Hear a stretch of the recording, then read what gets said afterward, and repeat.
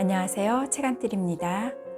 이번 영상에서는 따끈따끈한 에세이 한 권 들려드리겠습니다. 제목은 어느 날 유리멘탈 개복치로 판정받았다. 지은이는 온라인 글쓰기 플랫폼 브런치에서 유랑선생이라는 필명으로 활동하며 제8회 브런치북 대상을 수상한 작가 태지원님입니다. 유리멘탈이라는 말은 많이 들어보셨을 텐데요. 유리멘탈 혹은 개복치란 겉으로는 괜찮은 척 보이나 사소한 감정에 쉽게 휘둘리는 사람을 의미합니다. 이 책은 예민한 나를 위한 섬세한 대화 처방전이란 부제를 달고 있는데요. 부제를 통해 알 수 있듯이 본인을 유리멘탈이라 여기며 나약한 마음과 멘탈로 버티며 살아온 저자의 경험을 바탕으로 예민한 사람들의 마음에 위로가 될 만한 이야기, 작은 용기를 불어주는 이야기를 담고 있습니다. 그럼 대화와 관계 속에서 힘들어하는 유리멘탈 개복치와 예민 보스들의 마음을 따뜻하게 녹여줄 저자의 처방전 속으로 함께 들어가 보도록 하시겠습니다. 편안한 시간 되세요. 프롤로그. 어느 날 유리멘탈 개복치라는 판정을 받았다. 사람들과의 단체 모임 대화가 시작되었다. 내 자그마한 머릿속도 시끄러워졌다. 오늘의 대화 주제는 A가 주도하고 있군. B와 C는 A의 이야기가 지루한 모양이야. 그런데 음식이 빨리 안 나오니 D가 조금 짜증이 난 것 같은데. B와 C, D를 함께 즐겁게 해줄 이야기를 내가 꺼낼 시점 아닐까? 가만 보자. B는 경제와 시사 이야기를 즐기고 C는 연예인 이야기를 좋아하지. D는 유튜브 관련 대화를 많이 하는데 셋이 함께 즐겁게 이야기할 만한 공통 주제가 있을까? 그런데 내가 이야기를 매끈트 끊어버리면 A가 싫어하겠지? 참, 내가 대화 진행자도 아닌데 왜 이런 생각을 하는 거야?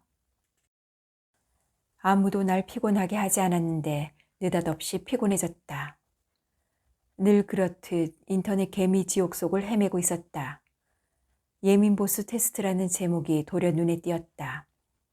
나의 꼰대 지수는, 나의 MBIT 유형은 등 웬만한 심리 테스트는 다 해보는 터라 이번에도 별 생각 없이 클릭했다. 테스트를 해보니 문항 18개 중 13개가 예스에 해당했다. 예민한 사람에 속하는 유리멘탈 개복치의 당첨.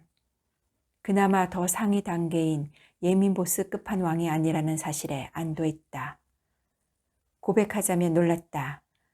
유아기까지 나름대로 예민하고 유난스러운 아이라는 소리를 좀 듣는 편이긴 했지만 학창시절을 거치며 성격은 바뀌었다 믿었다. 그 시절부터 지금까지 스스로를 예민하다 여겨본 적도 없었다. 오히려 매사에 둔감한 수더분하고 무난한 성격의 소유자라 자부했다. 멘탈도 새심줄처럼 단단하다 믿었다. 예민한 성격의 소유자, 유리멘탈, 유의 단어는 주변 환경에 쉽게 휘둘리고 감정 기복이 심하고 매사 짜증을 내는 성격에 붙이는 말 아니던가. 억울한 마음에 예민한 성격을 검색해보고 관련 도서도 뒤적여봤다. 살펴보니 미국의 일레인 아론이라는 심리학자가 매우 민감한 사람을 Highly Sensitive Person, 즉 HSP라 정의했다고 한다. 그의 연구에 따르면 어떤 사회든 남녀 불문하고 인구 5명 중 1명은 HSP 성향을 보인다는 것이다. HSP는 외부의 소리나 빛 등에 예민하고 단체로 사람들과 어울리는 것을 피곤해한다. 스트레스를 처리하는 뇌의 편도체가 활발하여 새로운 자극에 강하게 반응하기 때문이다. 물론 예민함에 대한 일반적인 고정관념과 이에 대한 반박도 있었다. 일반적으로 예민한 사람을 두고 같이 지내기에 피곤하고 불평이 많은 일을 떠올리지만 이 역시 선입견일 수 있다고 한다. 예민하지만 까다롭지 않은 사람도 존재한다는 이야기다. 무엇보다 예민한 사람은 인간관계나 사회적 환경의 흐름이 어떤지 일반적인 사람보다 빠르게 읽고 적절히 대처할 줄 아는 능력을 가지고 있다. 타인의 감정을 잘 파악하기에 배려심이 높다는 연구 결과도 있었다. 타인에 대한 기대치가 높은 편이고 완벽주의 성향인 경우도 많다. 이런 경향으로 인해 지능과 호기심 등이 높을 수 있으나 한편으로 우울, 외로움, 신경증, 낮은 자존감, 삶에 대한 만족도가 낮을 수 있다. 주변에 있는 인간관계의 부정적인 단서들을 잘 읽어내기 때문에 쉽게 우울해지거나 인간관계의 해이를 느끼거나 외로워지는 일도 잦은 편이다. 크고 작은 정보를 수집하다 보니 내 안에 숨어있던 예민한 사람이 보이기 시작했다. 유리멘탈 개복치라는 갑작스러운 판정이 내려진 이후 내가 어떤 외부 환경에 가장 예민하게 반응하는지 생각해 보았다. 사실 소리나 냄새, 빛과 같은 자극에 민감한 편은 아니었다. 내가 가장 민감하게 반응하는 분야는 하나로 좁혀졌다. 바로 인간관계. 사람이 살면서 가장 풀기 어렵다는 그 숙제 말이다. 물론 사회생활을 하는 많은 성인들이 인간관계와 대화의 상처를 입기도 하고 피로함이나 회의감에 빠져든다. 그러나 내 경우 조금 더 민감한 측면이 있었다. 사람들과 대화를 나눌 때 비언어적인 부분에도 예민해지고 상대의 반응에 따라 감정이 널뛰는 경향이 두드러졌다. 누군가와 이야기를 나누거나 메시지를 보낼 때마다 대화 분위기를 짚어내고 상대방의 기분이나 상황을 분석하는 걸 가장 먼저 했다. 덕분에 눈치 있게 행동하고 상황에 적절한 언어를 구사하는 사회인이 되었다. 그러나 부작용도 있었다.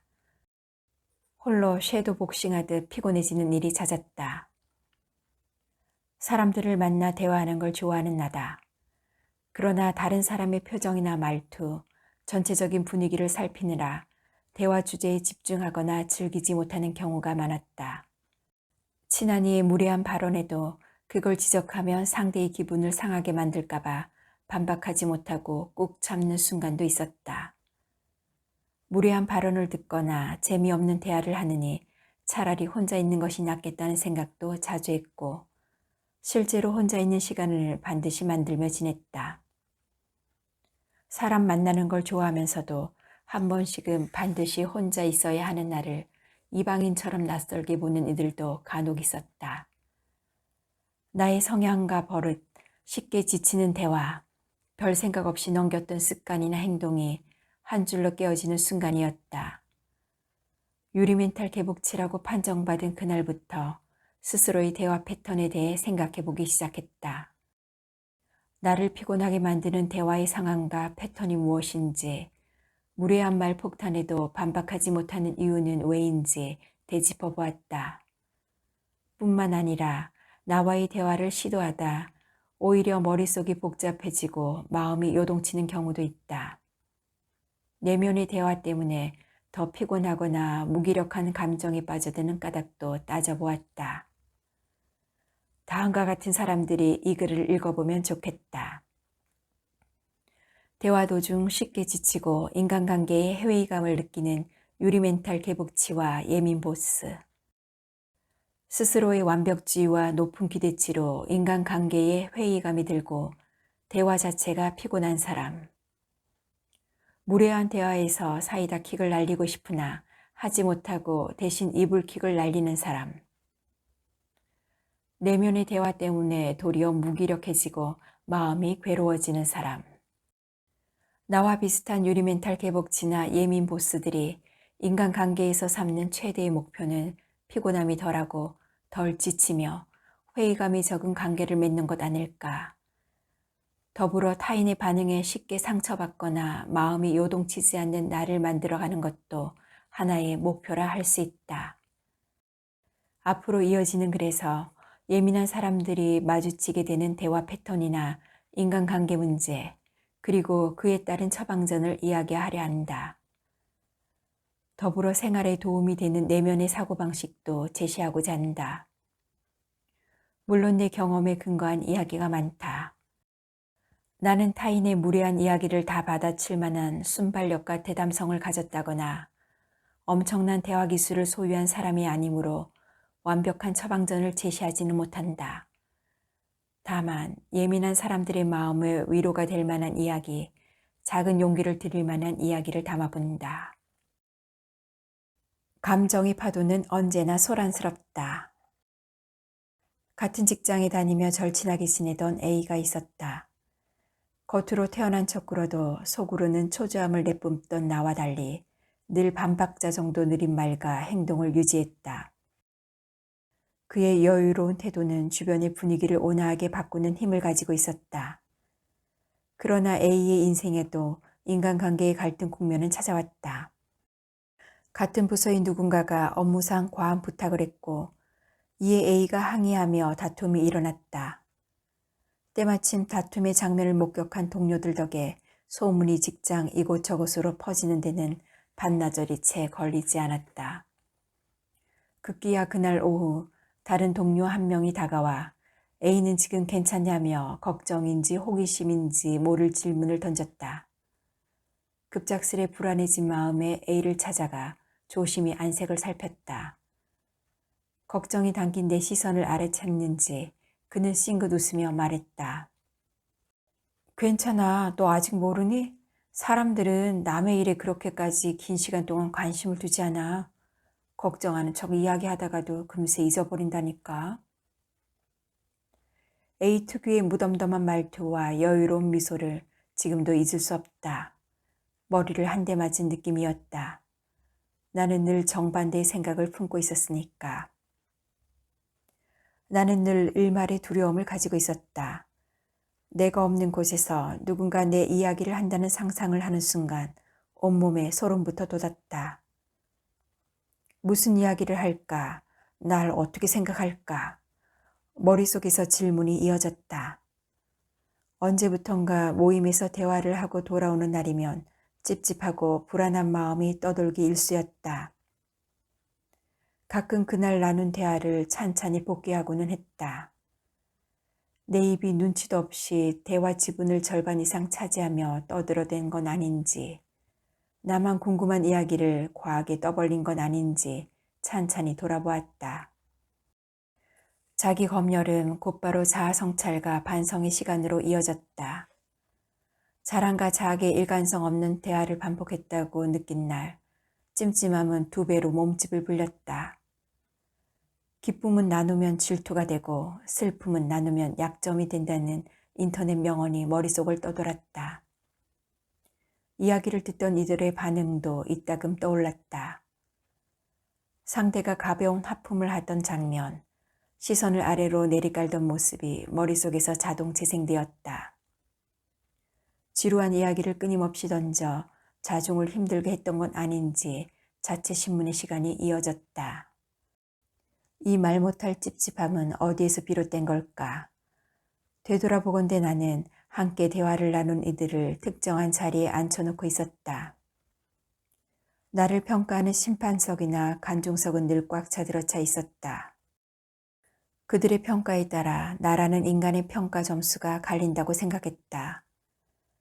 주변인이 날 소심하다고 평가하면 내가 정말 소심한 사람이 되어버린 듯 위축되었고, 그들이 나를 멋진 사람으로 생각하면 괜히 우쭐댔다. 사람들을 나를 관찰하고 판단하며 좋은 사람이 되기를 기대하는 누군가로 생각한 셈이다. 심리학에는 상상 속의 청중이라는 개념이 있다고 한다.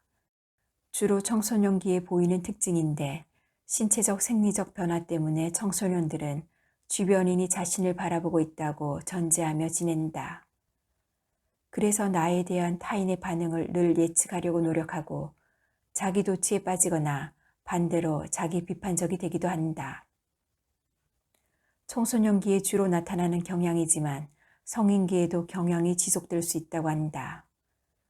마음 한구석에 늘 관중석을 마련해 두고 그 눈치를 살폈던 나처럼 주변인을 관중이나 심판관 자리에 앉히면 어떤 일이 벌어질까?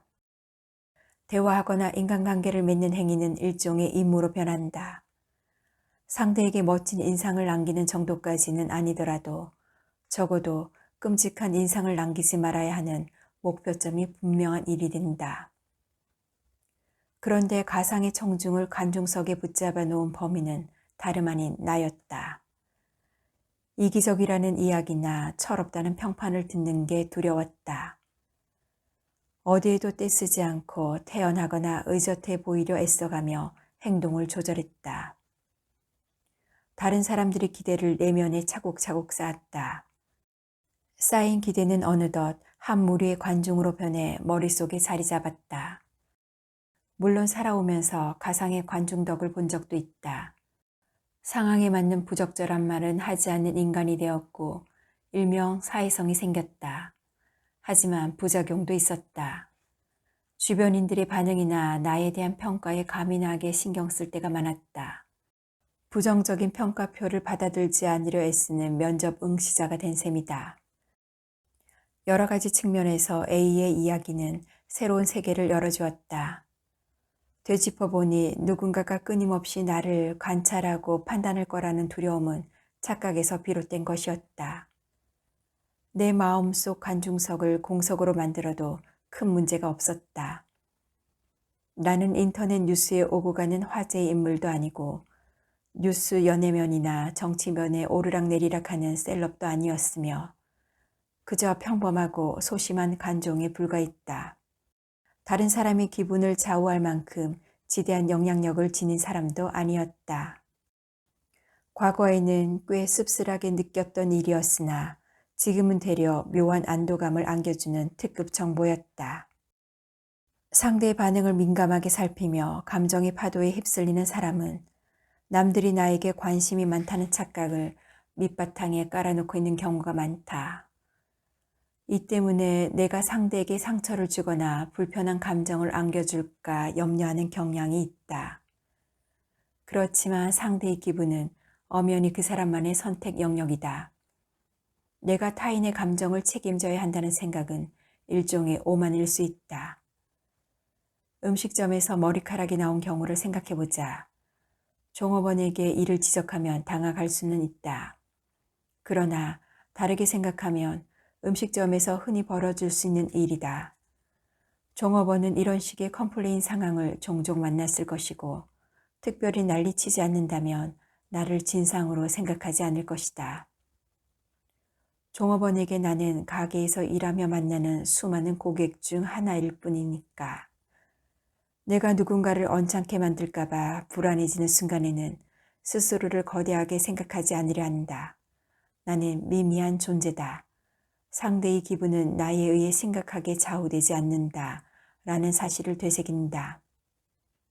나를 하찮은 미물로 격화시켜 심리적으로 잔뜩 위축되자는 말은 아니다. 언어와 행동의 자유를 얻는 데 핵심이 있다. 나는 누군가의 말에 상처 입을 때마다 상대가 내 멘탈을 깨트린다라는 생각을 해왔다.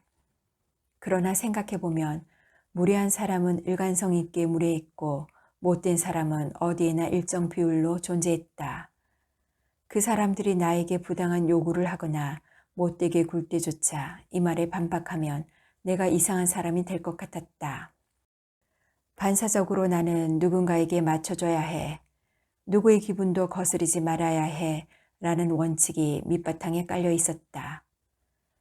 그러나 미묘하게 대화가 어긋나는 상황에서 과연 내가 상대의 기분을 맞춰줘야 할까 찬찬히 돌아보니 구태여 그럴 필요까지는 없었다. 모임에서 어울리지 않게 분위기 메이커가 될 필요는 없었고 내가 만나는 모든 사람과 늘 기분 좋은 만남을 가진다는 건 애초에 불가능한 일이었다. 대다수가 내 마음이 만들어낸 허구의 규칙에 불과했다. 모두의 기분을 거스르지 않겠다는 다짐은 다정하지만 씁쓸한 착각이다.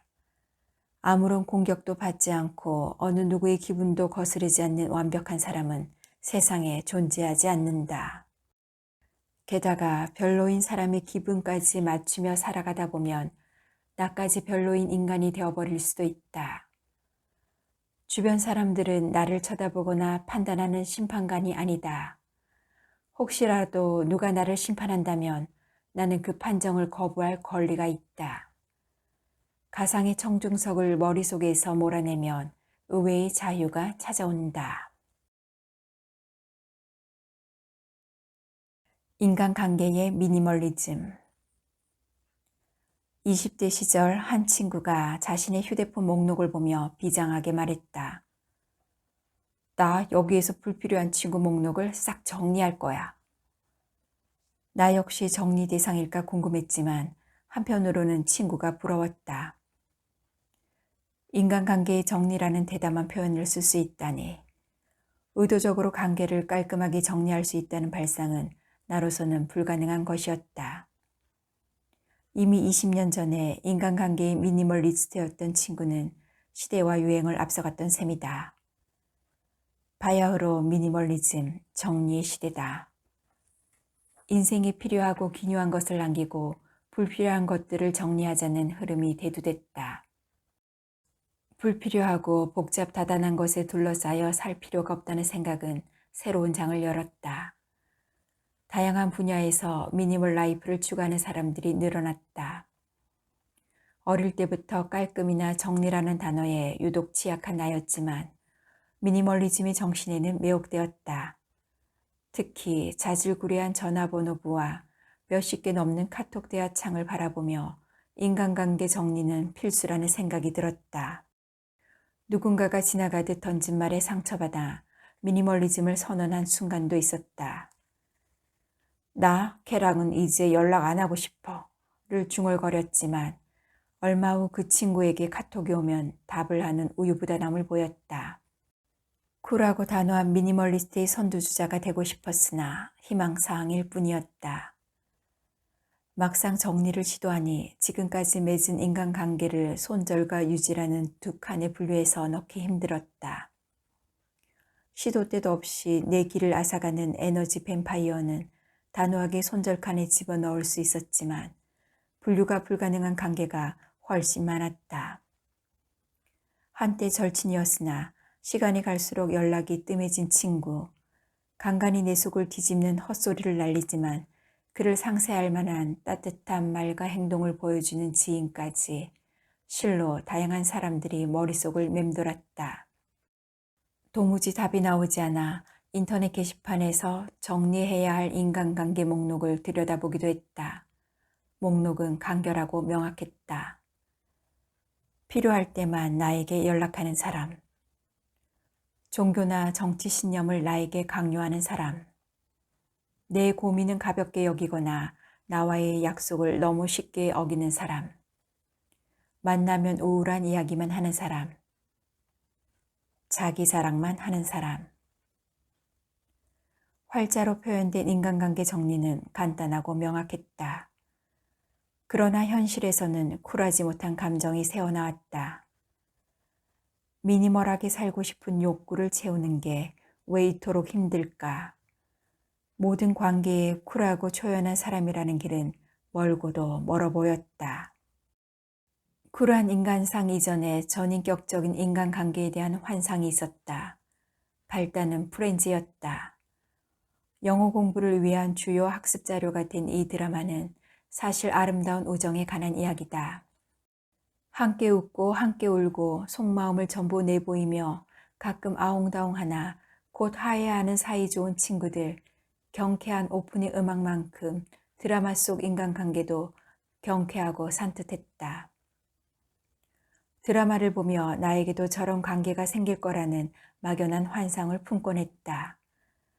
기쁠 때나 슬플 때나 함께하는 평생 친구에 대한 바람이 있었다.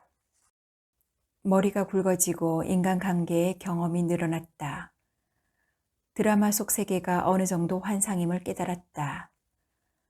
물론 어떤 시점까지 나는 인복이 넘치는 꽤 운 좋은 사람이기도 했다. 학창시절에는 공감대가 맞아떨어지고 마음씨까지 따뜻한 친구를 여럿 만나는 행운을 누렸다. 그러나 대학 졸업 후 친구들 중 대다수가 각자의 가정을 꾸리게 되니 물리적 거리가 생겼다. 결혼하고 아이를 낳고 나서는 육아 때문에 만남 자체를 성사시키기 어려웠다. 무소식이 희소식이라 생각하며 연락이 뜸해진 관계도 생겼다. 직장에 다니면서도 더없이 좋은 이들을 만났으나 마음을 전부 털어놓으며 내밀한 이야기를 나누는 건 아무래도 힘들었다. 프렌즈나 슬기로운 의사생활과 달리 현실은 드라마가 아니었다. 한마디로 정의하기 애매한 관계와 쿨하지 않은 감정으로 들어차 있었다. 가까워졌다 멀어지는 관계, 질척대는 마음이 존재했다. 그러다 어느 순간 깨달았다. 대중매체에서 나오는 변치 않는 우정과 친구에 대한 정의는 아름답지만 지극히 이상적이고 전형적인 것이었음을, 그리고 그 환상 속 관계를 나는 당연히 이루어야 할 것으로 착각하고 있었다. 현실 속 인간관계는 TV 속 세상보다 변화무쌍하며 입체적이다. 우리의 우정은 변치 않고 영원하다는 것은 성립하기 어려운 명제였다. 친하던 이들 역시 강물이 흘러가듯 때에 따라 합류도 하고 다시 갈라지기도 하며 시간은 흘러갔다. 현실은 마무리 OST로 즐겁고 아름답게 끝나는 드라마가 아니었다. 완벽한 인간관계에 대한 고정관념처럼 쿨하고 단호하며 상처받지 않고 자존감까지 높은 인간형 역시 하나의 환상에 가까웠다. 인간관계를 명확하게 규정하고 판단하며 혼자 있는 시간도 잘 견뎌내고 한결같이 자존감을 유지하는 사람. SNS나 매체에는 가득했으나 현실에는 존재하지 않는 유니콘에 불과했다. 물론 관계에 지나치게 얽매여 자신의 자유를 찾기 어려운 사람에게 SNS가 제시하는 관계 지침서가 도움을 준다. 특히 에너지 뱀파이어나 가스라이팅 가해자에게 끌려다니는 이들에게는, 그러나 쿨한 어른이 되지 못하는 내 머리를 지어박는 중이라면 생각을 바꿀 필요가 있다. 인간관계에 한해서는 누구나 조금씩 바보 같고 서투르다.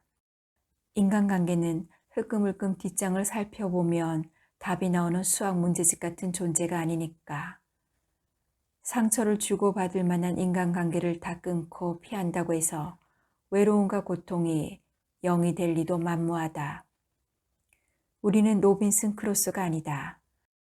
타인과의 상호작용 없이 고고하게 내 삶을 행복으로 이끌어갈 사람도 많지 않다. 행복도가 높은 사람들은 대체로 인간관계를 잘 맺고 있는 사람이라는 심리학자들의 연구 결과가 그걸 증명한다. 뒤집어 말하자면 인간관계는 삶의 중요한 과제이면서 최대의 고민거리다. 다수의 사람에게 그렇다. 그러니 자존감 높고 인간관계에 쿨한 어른에 대한 환상이나 고정관념은 살짝 내려놓아도 된다. 혼자 살아가지 않는 한 누구나 상처받고 상처 입히는 관계를 지속한다. 오늘도 누군가는 유지하기 어려운 관계를 정리하고 누군가에게 정리당하며 살아간다.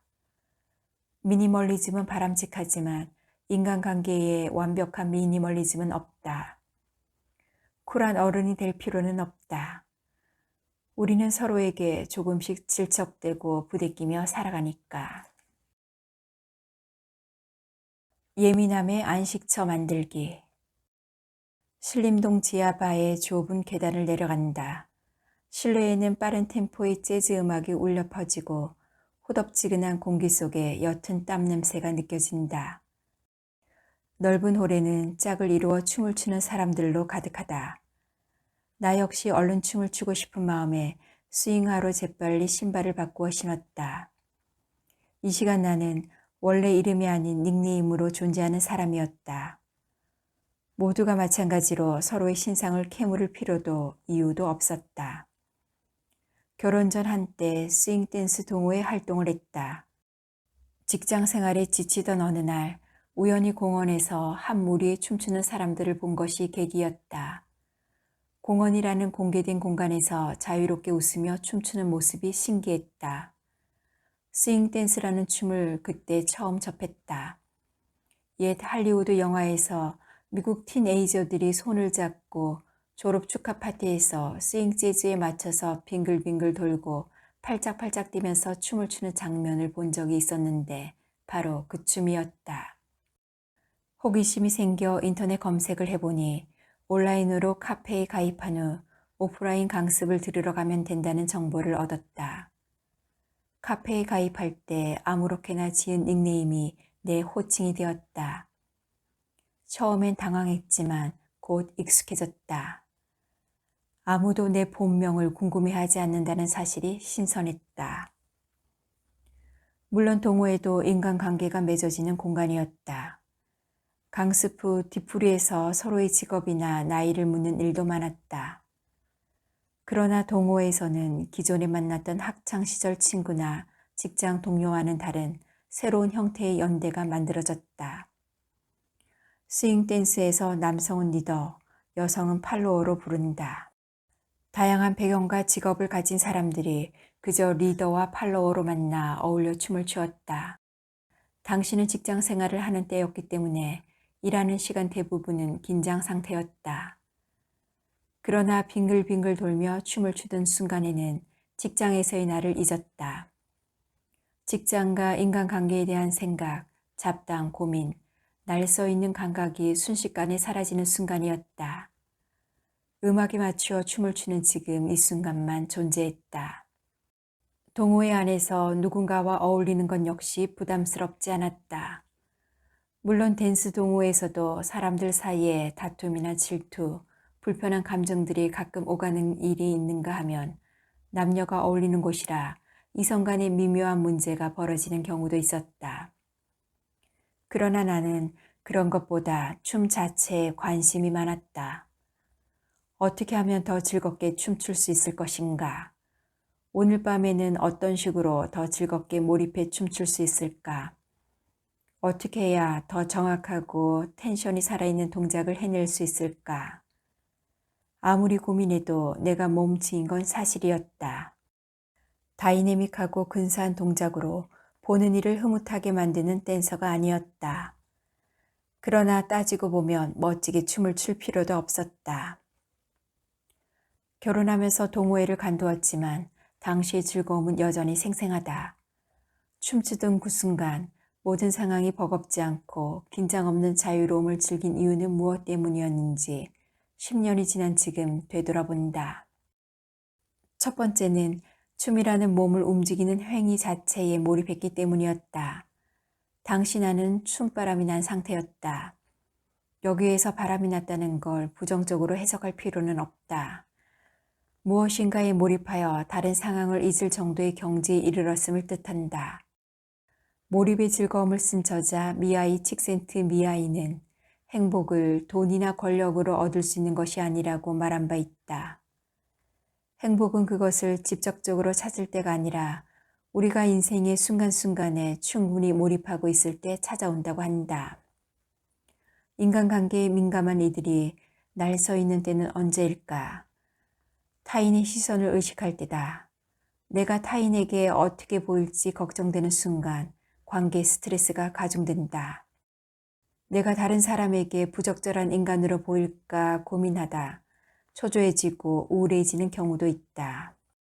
특히 내 경우에는 대화를 나눌 때 스스로가 바보 같아 보이거나 서툴러 보이는 상황을 두려워하는 편이었다.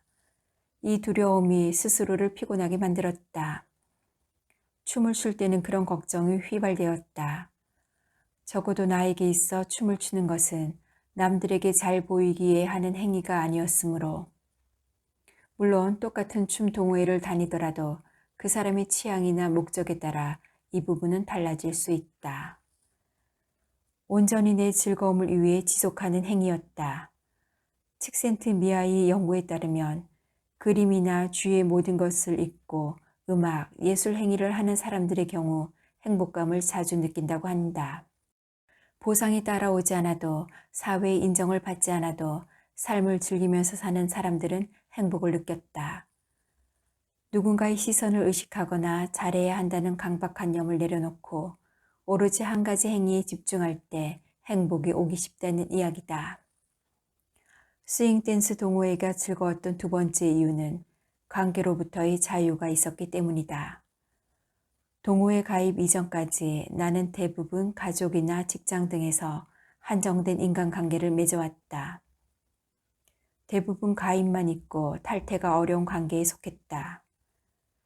대개 이러한 인맥은 위와 아래가 존재하는 수직적인 경우가 많았다. 가족이나 직장이라는 관계의 유지를 위해 필요하다면 내 존재감이나 욕구를 숨겨야 하는 일도 많았다. 동호회 활동은 여러모로 달랐다.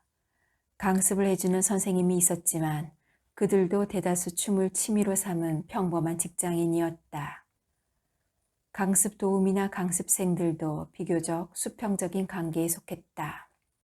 현실 속 나와 제법 동떨어진 새로운 나를 재발견할 수 있는 재미도 있었다. 트렌드 분석가 김용섭은 라이프 트렌드 2020이라는 저서를 통해 끈끈한 연대가 아닌 느슨한 연대를 새로운 트렌드의 하나로 언급한 바 있다. 끈끈한 연대는 우리가 일상생활을 할 때 속해 있는 가족, 직장, 각종 인맥 등의 인간관계를 말한다. 일단 가입하면 탈퇴가 어렵다. 이 관계에서 빠져나오는 건 배신이나 배반으로 치부되는 경우가 많다. 그러나 소셜 네트워크나 취미 동호회 등을 기반으로 한 느슨한 연대는 탈퇴가 비교적 쉽다. 공동체가 나에게 감정 노동을 요구한다면 쉽게 빠져나올 수 있다. 대의를 위해 희생할 필요도 없다.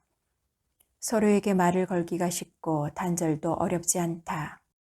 느슨한 연대의 주어는 나다.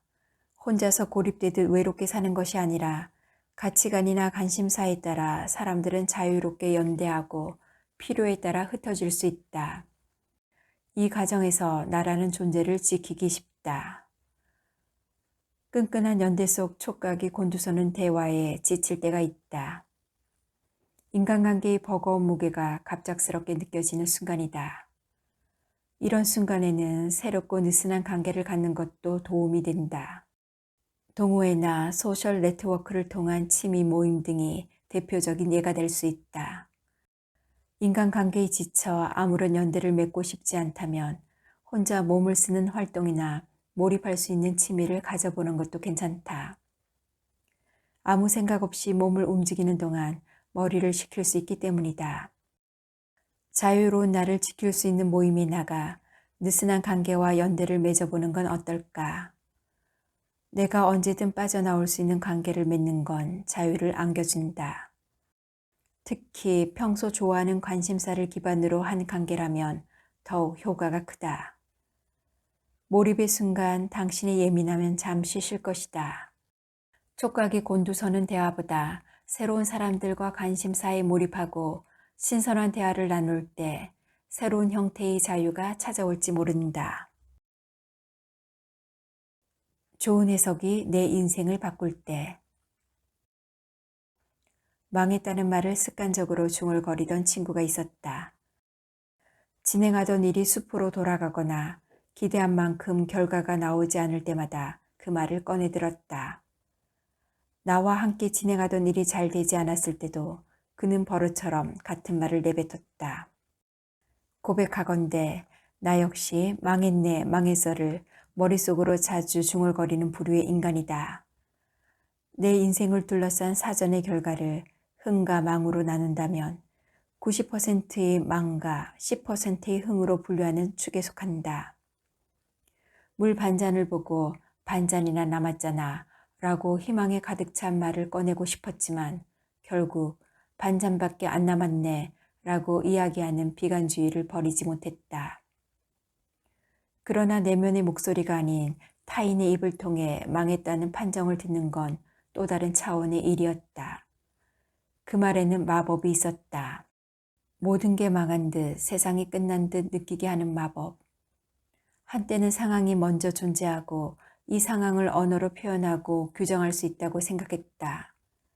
그러나 삶의 경험치를 쌓다 보니 언어가 상황을 해석하고 규정하는 경우도 적지 않음을 깨달았다.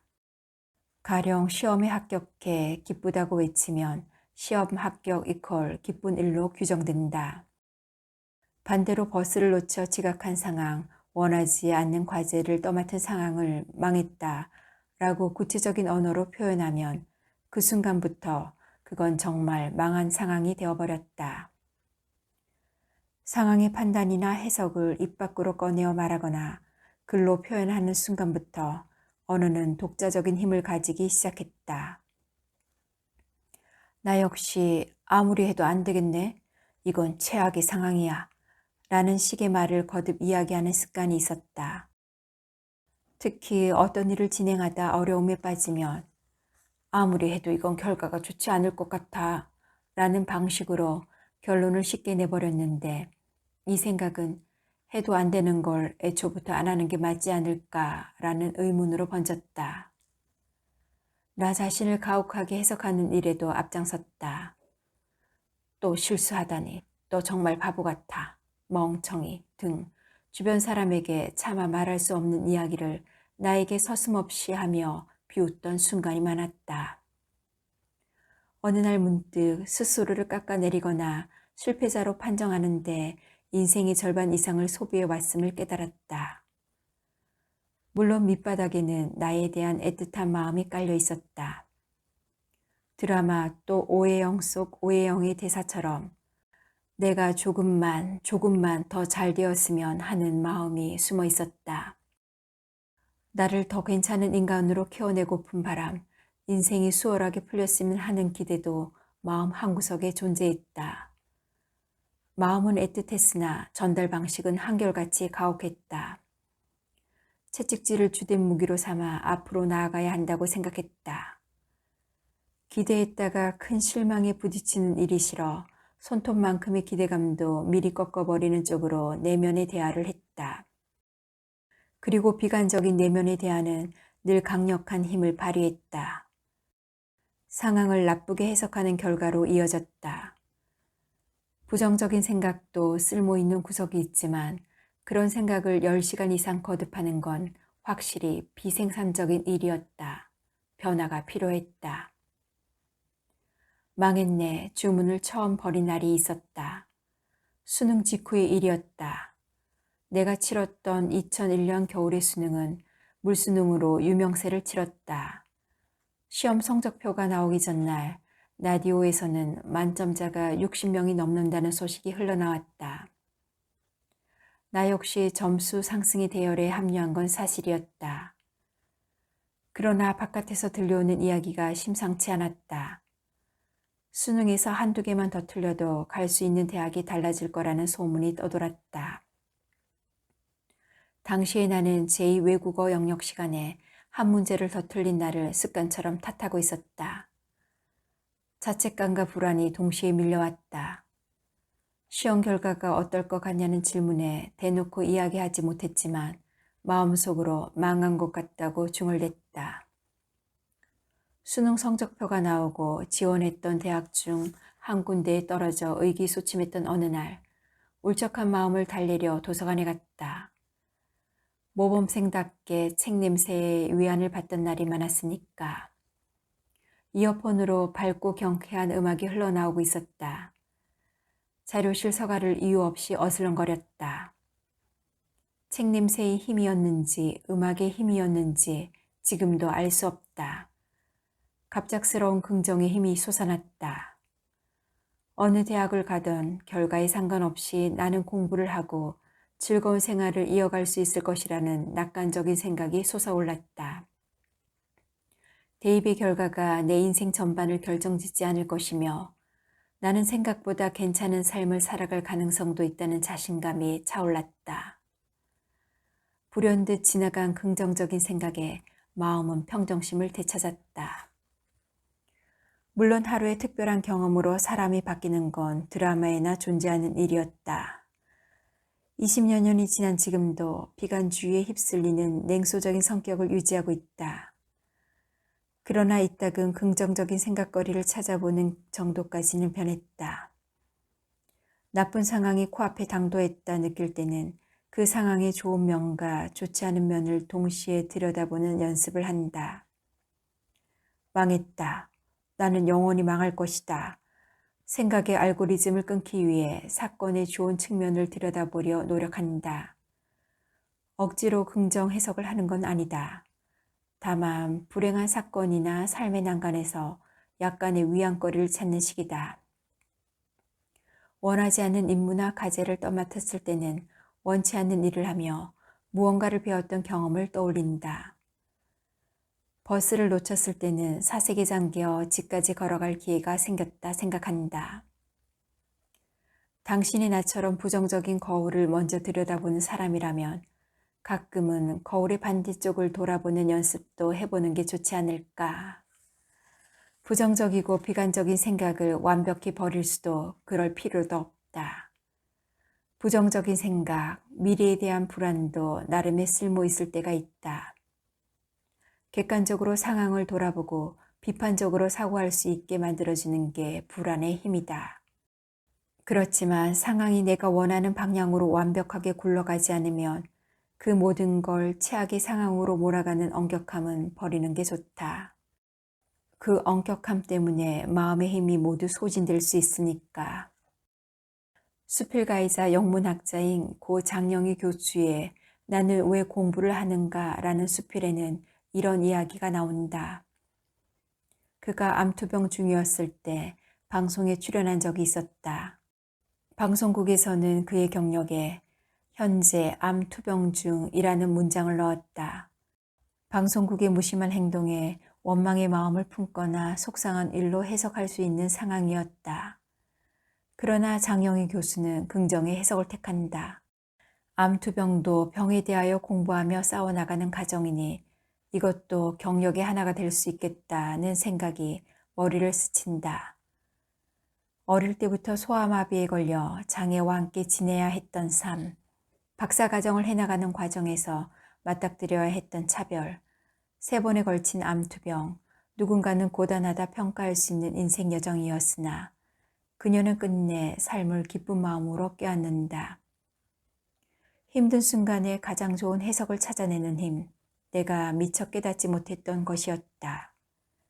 이 이야기를 읽은 후부터 참기 힘든 일을 마주할 때마다 에라이, 인생 공부 좀 하자고 스스로에게 말한다. 아무리 손살에 쳐도 나에게 다가오는 인생의 고난이 존재한다. 그것조차 무언가 하나 배울 기회라 생각하면 생각지 못했던 용기가 생긴다. 김사인 시인은 다 공부지요라는 시를 통해 다 공부지요 말하고 나면 좀 견딜만해진다고 했다. 어려운 시간을 지날 때 떠올린다. 인생이라는 교실의 책상머리에 앉아 겸손하게 배워가는 중이라 스스로 토닥인다. 우리는 결국 삶이라는 과목을 배우는 학생이다. 부정적이고 비관적인 생각의 퍼레이드를 끊어내고 결국 인생을 껴안아야 어떤 시간도 견딜만해진다. 앞으로 나아갈 힘도 생긴다. 그래서 비관주의자인 나는 별 수 없이 긍정의 길을 걸어간다.